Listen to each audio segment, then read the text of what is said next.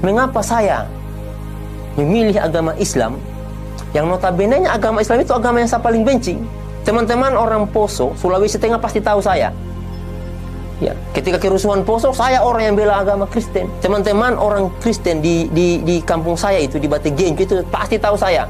Saya pernah menjarah itu harta-harta orang Islam yang ada di Tentena, kita jarah, kemudian masjidnya kita bakar.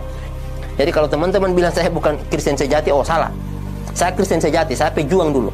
Pasukan Kristus dulu saya. Nah, kemudian apa yang menjadikan saya masuk Islam? Tentunya ada alasan dong. Alasan saya tidak pernah belajar Al-Quran, teman-teman. Jujur saja, saya masuk Islam itu dulu hanya ingin mencoba 1-2 tahun, 3 tahun, 4 tahun, sampai 5 tahun. Sehingga saya dulu kan pernah bersumpah dengan mertua saya dulu itu. Saya bilang sama mertua saya bersumpah, kalau seandainya 10 tahun masa keislaman saya tidak dapat kebenaran atau agama Islam ini bohong, maka Allah akan matikan saya. Tetapi jika agama Islam ini benar, maka Allah akan panjangkan umur saya dan saya akan wakafkan nyawa saya untuk mendakwahkan Islam. Apa ayat yang saya dapat dalam Alkitab kemudian yang menggiring saya atau mengajak saya untuk masuk Islam? Saya jelaskan satu persatu. Saya belum pernah belajar Al-Quran loh. Ya, jadi saya masuk Islam modalnya ini. Ini saya masuk Islam demi Allah. Saya masuk Islam karena modal ini, modal Alkitab. Ketika saya belajar Islam itu, makanya kalau teman-teman mau, kosongkan dulu hati. Hatinya kita ini kita kosongkan. Ateis artinya, supaya kita bisa menerima Islam. Jadi saya belajar Alkitab ini, saya temukan ayat. Jadi saya paparkan di sini. Ayat yang pertama, poin yang pertama di Yohanes 14 ayat 15 sampai 21. Kita buka ayatnya, ayat 15 dan 16. Ini kata Alkitab. Ini yang menjadi pedoman saya masuk Islam. Nanti akan beruntun tuh. Jikalau kamu mengasihi aku, kata Yesus, kamu akan menuruti segala perintahku. Ini kata Yesus ini. Jika kamu mengasihi Yesus, makanya saya ingin mengasihi Yesus. Saya ingin sayang kepada Yesus. Makanya kata Yesus kepada umatnya, jika kamu mengasihi aku, kamu akan menuruti segala perintahku.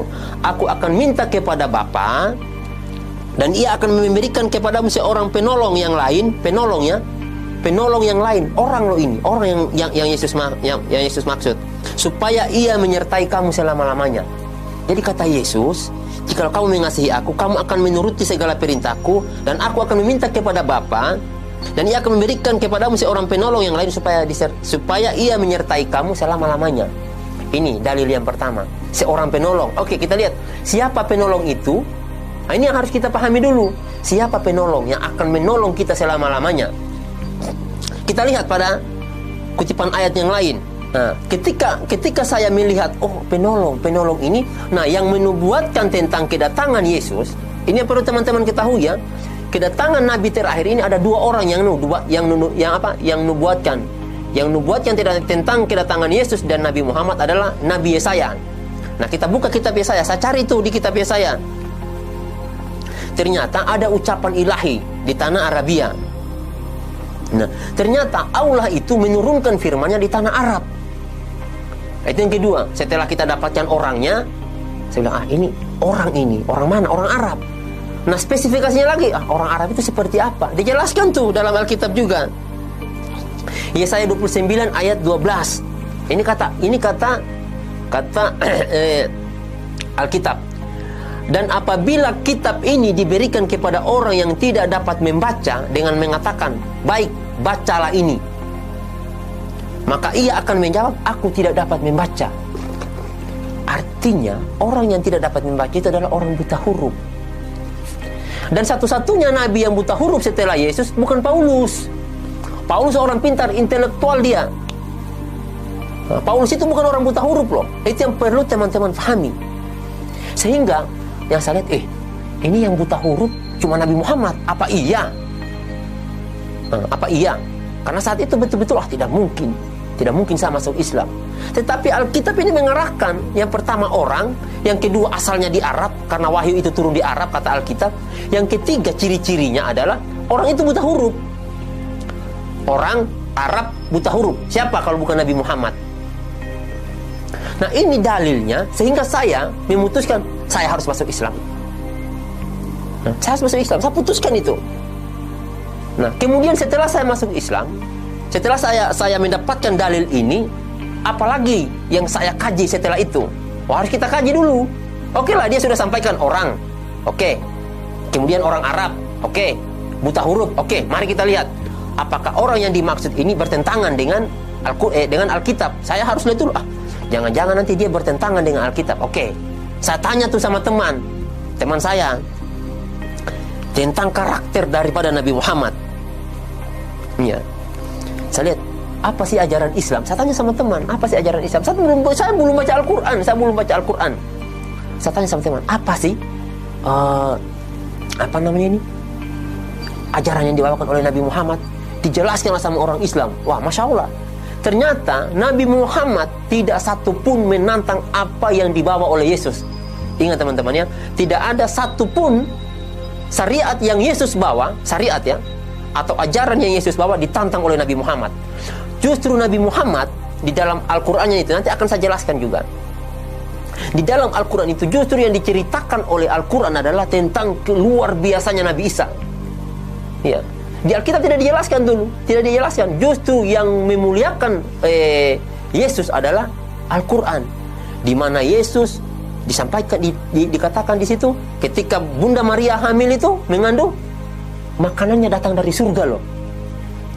Itu kata Al-Qur'an, makanannya dari surga. Kemudian Yesus umur masih bayi, baru dilahirkan, kurang lebih 1-2 hari lah umur Yesus saat itu. Dia berbicara, itu menunjukkan mujizat, dan itu Al-Quran berkata dimuliakan Yesus. Kemudian Yesus diangkat hidup-hidup oleh Allah. Betapa mulianya Yesus dalam Al-Quran. Tetapi di Alkitab Yesus dihinakan. Maka saya sampaikan, ini kok tidak masuk akal secara akal. Kalau kita mau bahas akal, ini kita berbicara tentang dalil. Ini kita berbicara tentang dalil. Saya berdebat tentang dalil. Kalau kita mau berdebat dengan akal, lebih parah lagi tuh.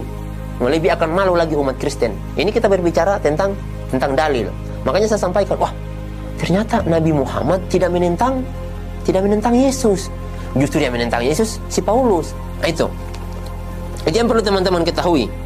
Sejak saat itu saya sampaikan ke istri, saya harus masuk Islam. Pada tanggal 5 Februari 2014. Saya sampaikan ke istri, tidak bisa, saya harus masuk Islam saat ini juga. Nah, teman-teman, itulah yang menjadikan saya itu memilih agama Islam. Dari Alkitab ini, saya tidak pernah belajar Al-Quran.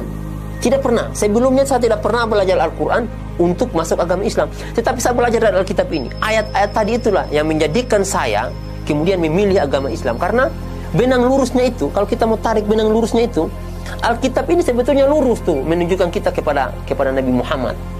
Ya, hanya saja yang menyelewengkan ayat-ayat ini, yang mentafsirkan ayat-ayat ini, yang tidak menyampaikan kepada jemaat itu adalah pendeta. Kalau seandainya pendeta mau jujur menjalankan semua perintah yang ada dalam Alkitab, masuk Islam dia. Karena semua perintah yang ada dalam Alkitab ini adalah apa yang dilakukan oleh orang Islam, dan apa yang diperintahkan oleh Alkitab itu tidak dilakukan oleh orang Kristen.